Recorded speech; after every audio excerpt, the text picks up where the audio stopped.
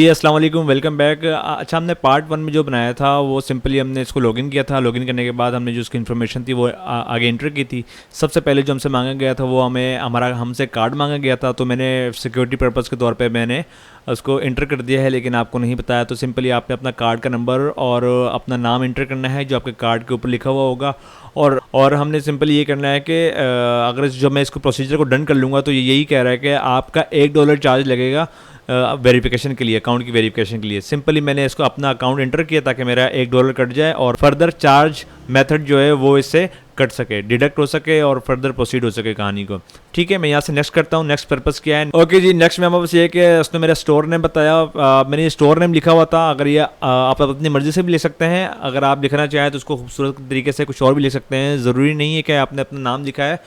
आप अपना नाम लिखने के बाद इसको गिनती में कन्वर्ट कर सकते हैं, क्योंकि अदनान अली के नाम से तो बहुत सारे होंगे। तो मैंने यहाँ लिख दिया 224455 लिख दिया मैंने। देखा वो खुद कहेगा ये अवेलेबल है या नहीं। जी मेरा नाम अवेलेबल है कि मतलब मैं ये नाम ले सकता हूँ।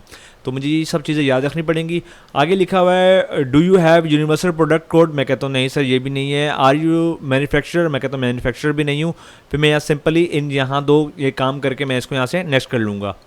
ओके जी, नेक्स्ट करने के बाद वो मुझे क्या कह रहा है? वो कह रहा है प्राइमरी कॉन्टैक्ट पर्सन इन्फॉर्मेशन। जो इन्फॉर्मेशन मैंने पहले दी थी वो यही है। वो कह रहा है कि आपका नाम अदनान अली है, 5 मार्च 2022 को पैदा हुए हैं, आप पाकिस्तान में रहते हैं, सिटीजनशिप ये है आपकी, मेरा NIC नंबर 3 जून और ये फलां date of expiry, date of issue, country जो भी है, मेरा एड्रेस वगैरह, ये सब मैंने रेंडमली लिखा है ताकि आपको मैं बता सकूँ। उसके बाद क्या कहता है? ओके, ये कहना चाह रहा है कि नेशनल आईडी डॉक्यूमेंट्स क्या हैं, अपलोड करें फ्रंट साइड को और अपलोड करें बैक साइड को। ये आपके NIC को मांग रहा है। NIC आपका आपने जो करवाना है वो करवाना है किसी कंप्यूटर वाली शॉप पे जाना है और उसको कहना है कि भाई इस NIC को 1200 DPI पे आपने इसको स्कैन करके मुझे ईमेल करनी है, ना कि मुझे फॉरवर्ड करनी है। मतलब मेरे व्हाट्सअप पे इस तरह लोग कहते हैं ना कि मेरे व्हाट्सअप में डाल दो, USB में डाल दो। तो ऐसा नहीं करना है आपने।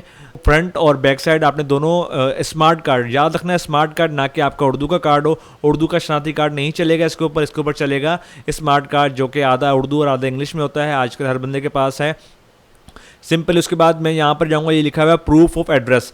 प्रूफ ऑफ एड्रेस के लिए वो मुझसे सिर्फ प्रूफ ऑफ एड्रेस मांग रहा है कि भाई इस बंदे का जो बंदा आईडी बना रहा है उसका एड्रेस वाकई में है या नहीं है।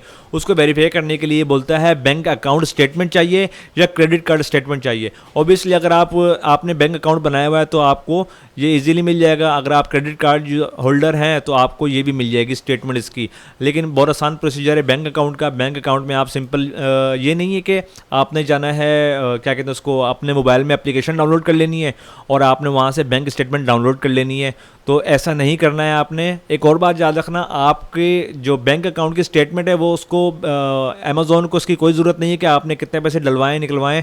भले उसमें 10 रुपये भी पड़े हों या 10 रुपये आपने निकाले हों, उससे उसको कोई फ़र्क नहीं पड़ता। वो सिंपल यही कह रहा है कि प्रूफ ऑफ एड्रेस, उसको एड्रेस का प्रूफ चाहिए कि भाईजान आप जिस एड्रेस पे रहते हैं वो प्रूफ है या नहीं आपके पास। एक और बात जो मैं पहले भी बता चुका हूँ कि ये जो एड्रेस लिखा हुआ है ना, ये आपने सेम एज इट इज़ लिखना है तब जब आप एंट्री कर रहे हो इसकी। बिल्कुल NIC के ऊपर जो एड्रेस लिखा हुआ है सेम एज इट इज़ लिखना है। और जब आप बैंक अकाउंट बनवाने जा रहे हो, अगर आपका बैंक अकाउंट नहीं बना हुआ है तो सेम एज इट इज़ ही आपने ये नाम लिखना है, ना कि मैंने यहाँ लिखा है फॉर एग्जांपल KHI कराची लिख दिया मैंने इसकी जगह। मुझे तो पता है कि लोग आमतौर पे यही लिखते हैं ना, कराची को शॉर्ट फॉर्म में लिखते हैं। अब मैंने ये लिख दिया, लिखने के बाद क्या हुआ, मेरा नुकसान है। क्यों?